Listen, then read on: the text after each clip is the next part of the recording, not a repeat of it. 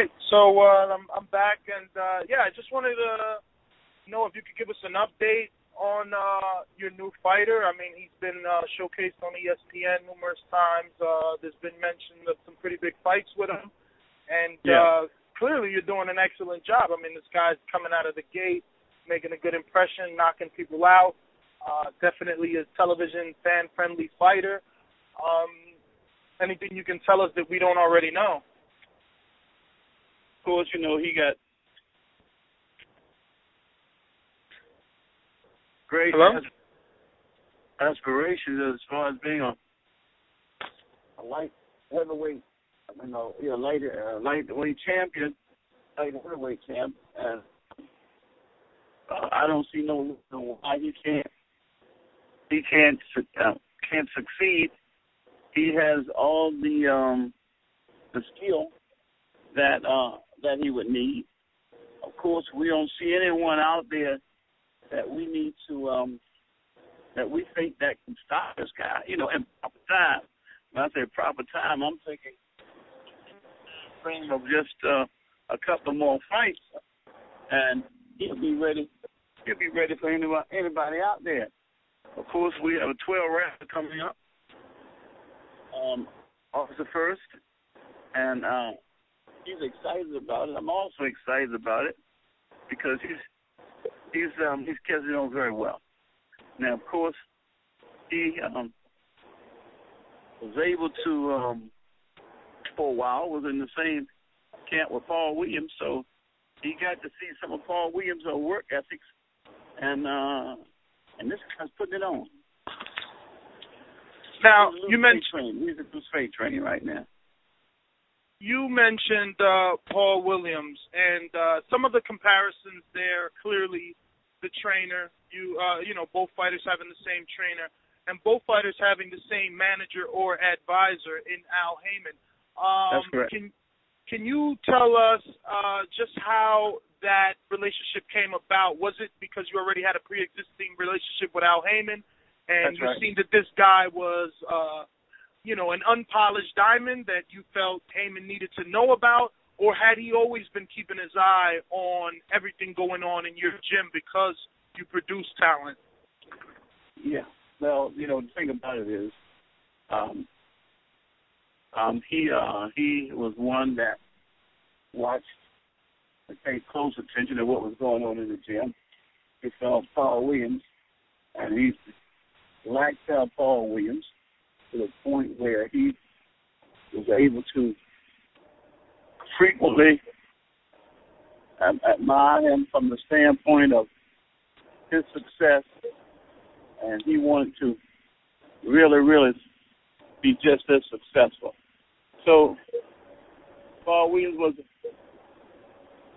was someone that was a mentor to him. Matter of fact, just as recent as last week, he met up with Paul Williams.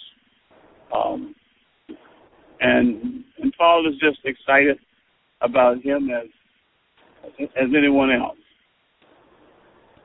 Now, Thomas has shown great promise, and like you said, aspirations of being probably, a star in not only his division but in boxing, simply because of his resume.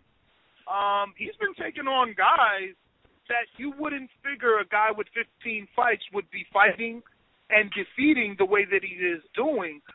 Now he's taking on Gabriel Campillo, which is a good fight as a barometer to see where he's at, because other guys have beat Campillo and other guys have failed trying to, overcome the test of Campillo.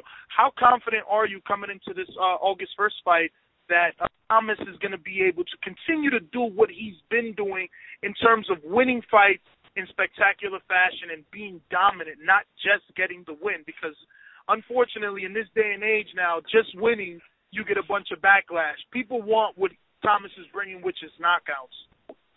Yeah, well, we don't see no problem. Of course, Thomas got the skill and the power to be able to go in there and to stop this guy. Now, of course, from the beginning, because of the two styles being the same, Thomas would be basically looking in the mirror because they're both southpaws. But what will happen is after a short period of time, we'll get that figured out and be able to come out successful. Now, what's the targeted, timeline, not only for a championship title shot, but also to get him on primetime television on the big networks, the Showtimes and HBOs? When do you see Thomas landing on these networks? Well, I see Thomas 2 to 3 more fights, and the whole world will know about Thomas Williams. And my final question: we're not ducking anybody. And such as you mentioned, you can check his resume. We fighting guys with winning records. Absolutely. And guys that are known. So that's what that's our whole objective.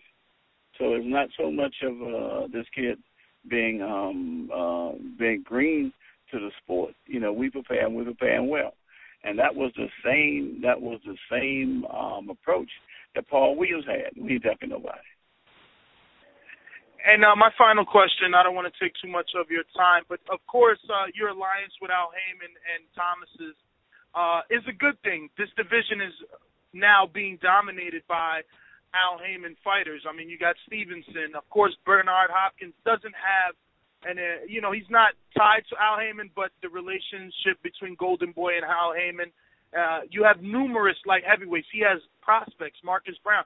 I mean, the light heavyweight division in about a year can become the new junior middleweight division. How confident are you that Thomas could be the guy to trump all those big names? Well, with 2 fights, we want to go for the championship belt. We want to go for the gold. 2 more fights after this. That'll give a total of 3 fights. We don't care who it is, and we're gonna ask for the top level. Now, which champion? Because you have Bernard Hopkins with 2 titles, and then you have Adonis Stevenson with the other 3. So, who are you more likely to ask for first? What's that German guy name? Is it Bragam? I think it's Bragamov, I believe. No, Bragamov. No, we'll take Stevenson. In 2 more fights, we'll take Stevenson, and we'll take that German fella that's so devastating out there. I can't think of... you're talking about, you want the Crusher. You want Sergey Kovalov, the HBO Golden Boy. That's it. That's who we want. Yeah. We see a lot of... We see some areas in there that we can capitalize on. No doubt about that. Yeah. We see some areas in there where we can capitalize on. Matter of fact, he's going to be the top one on our list. So I'm assuming you're going to be watching his upcoming fight with great interest. Oh, yes. Huh? Well, Mr. Peterson, I'd like to thank you again for giving the Boxing Voice this time. If you can do so, I've been calling you for about 2 years now, so if you could just save my numbers, because I do want to stay close to Thomas's career and continue to update the public with what's going on, and hopefully even come out to the gym one day and get some footage. I'm all the way in New Jersey, but I love this sport, and I do drive far, so whenever that's available to me on a weekend, I would definitely take the drive out there to watch you guys train. Oh, definitely. All right. Well, thank you very much. Okay, and you take care, and I appreciate it. You too. Have a good day. Okay, bye.